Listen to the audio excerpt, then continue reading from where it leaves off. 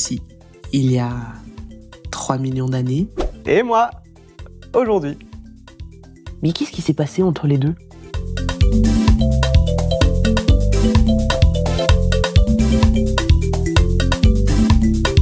Bonjour le monde, je m'appelle Emma et je suis actuellement au siège de l'UNESCO, à Paris. Je souhaite aborder avec vous le thème de l'histoire, et plus exactement l'histoire du continent africain.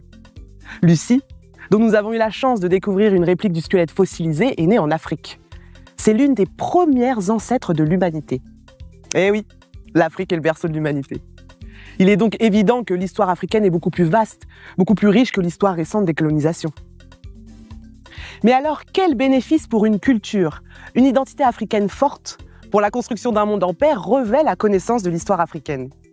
Je vais tout de suite donner la parole à Ariel, qui en parlera avec beaucoup de force. J'ai grandi en pensant que l'Afrique n'avait ni héros, ni héroïne, ni événement historique important. Il semblait que l'histoire de ce continent se résume essentiellement à l'esclavage, au colonialisme, aux guerres et aux famines.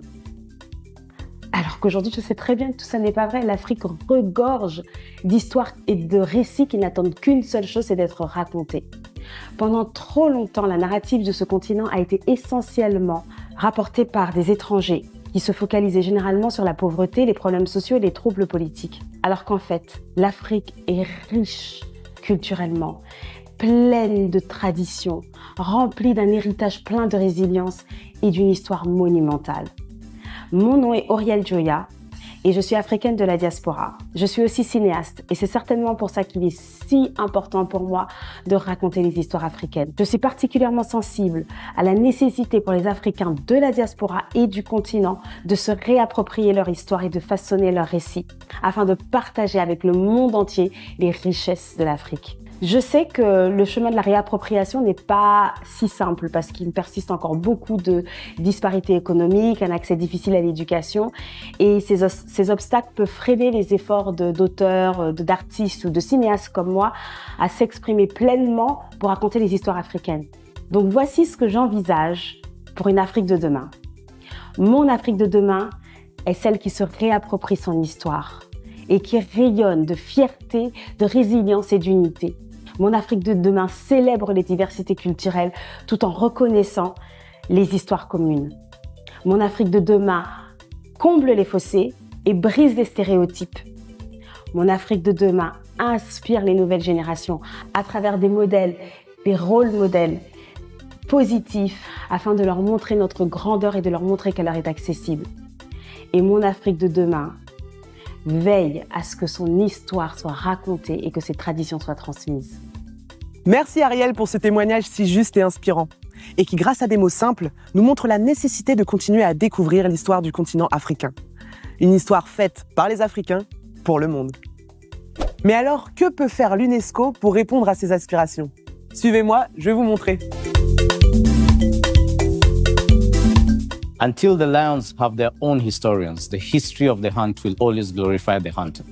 Chinua Achebe's words reflect the sentiment that underpins UNESCO's General History of Africa project. Initiated in 1964 by African countries, it aims at developing a new and authentic African narrative to recover ownership of the discourse on their past, remedy the general ignorance about the history of Africa and its diasporas, and combat certain preconceptions and prejudices on Africa. And importantly, it makes known the contribution of Africa to the general progress of humanity. Today, this sentiment is particularly relevant on a continent where the youth represent almost 70% of the population. The learning of Africa's history, told by Africans themselves, enables these young people to reconnect with the rich and diverse cultural and historical heritage. It provides a sense of belonging, pride, and hope for the future. UNESCO's member states recognize this, which is why they chose to underline the relevance of the General History of Africa series by including it as one of the 5 flagship programs in the UNESCO's Operational Strategy for Priority Africa 2022-2029. My name is Victor So. I am Kenyan and I work in UNESCO. The African education system, whether formal, informal, or non-formal learning settings, has a strategic role to play in ensuring that the general history of Africa narratives are reclaimed by the Africa's youth. UNESCO believes strongly that the general history of Africa is an essential component of quality education. This is why the organization is working to arm curriculum developers on the continent with the knowledge they require to integrate and mainstream general history of Africa content into curriculum.